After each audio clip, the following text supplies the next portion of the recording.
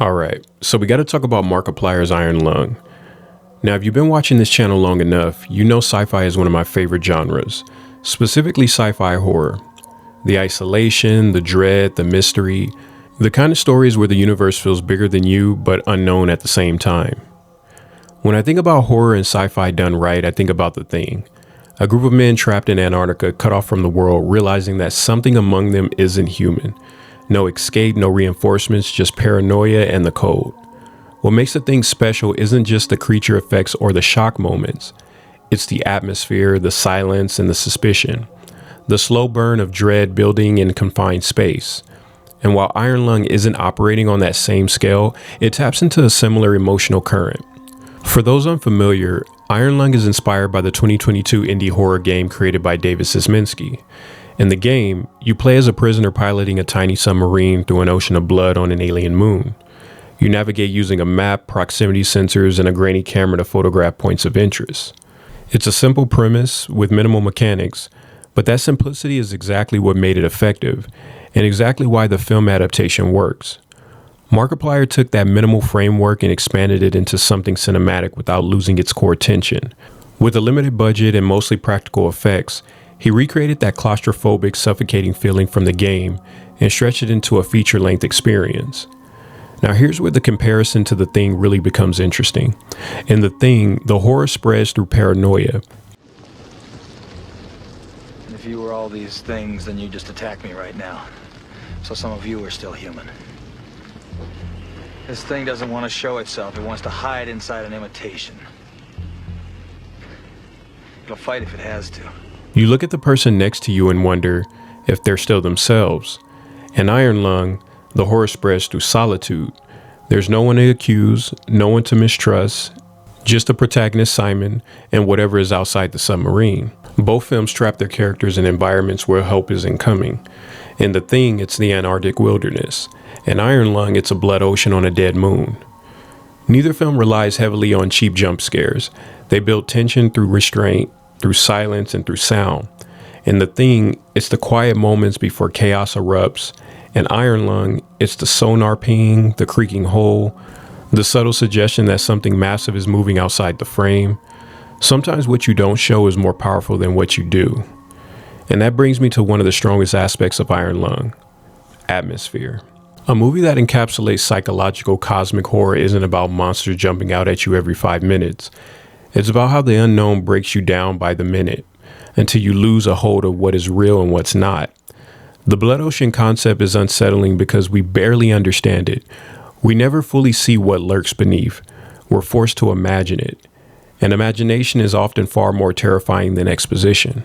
As Arthur Conan Doyle once put it, "Where there is no imagination, there is no horror." And Iron Lung understands just that. We're essentially trapped inside the submarine with Mark's character Simon. We don't get sweeping exterior shots explaining everything. We get darkness, static, limited visuals. We're relegated to fragments of information, just enough to let our minds fill in the rest. To me, that's effective horror filmmaking. Now let's talk about Markiplier's performance. This isn't Mark, the high-energy YouTube personality. It's more of a restrained, internal performance that really works for the tone of the film. He spends most of the movie alone in frame, and that's not easy. When you're the only person on screen, there's nowhere to hide, no co-stars to bounce off of. Every emotion has to come from you. And what I appreciated most was how he sold fear through response. His breathing, his body language, the way he reacts to sound in the distance, his hallucinations of what may or may not be in the submarine with him, the flashes of anger, the regret. It's not an Oscar-worthy performance, but it's definitely believable. Now let's zoom out for a sec and talk about something that makes this film even more interesting. Markiplier didn't just star in this film. He wrote it, directed it, and funded it himself. I love a good indie film, especially during a time when most filmmaking has so much Hollywood influence that it becomes diluted with the message. In an era where we talk about creators trying to make a jump to traditional media, I think this is a good example.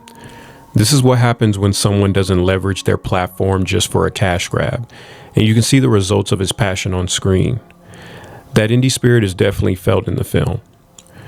Now let's talk about what didn't quite work for me, specifically the runtime.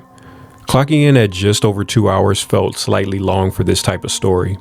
I respect the ambition, I respect expanding the lore, but there are moments where the tension got a bit repetitive.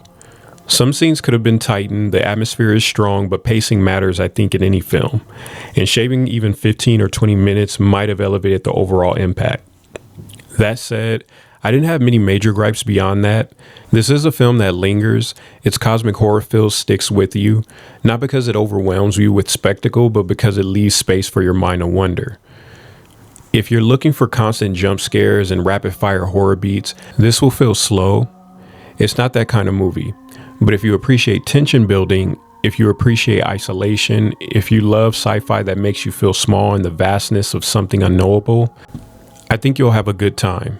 It may not have the wide recognition of movies like The Thing or the cultural legacy behind it, but it definitely taps into that same unease. So for Iron Lung, I'm going to give it a NiceGuy score of 7 out of 10. This movie was independently funded by Markiplier, and he fought to get it a theatrical release.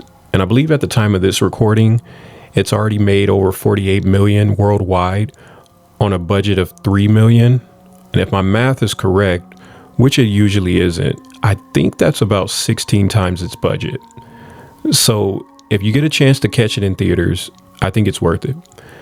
Please show your support and do so. You can also show your support by liking this video and subscribing.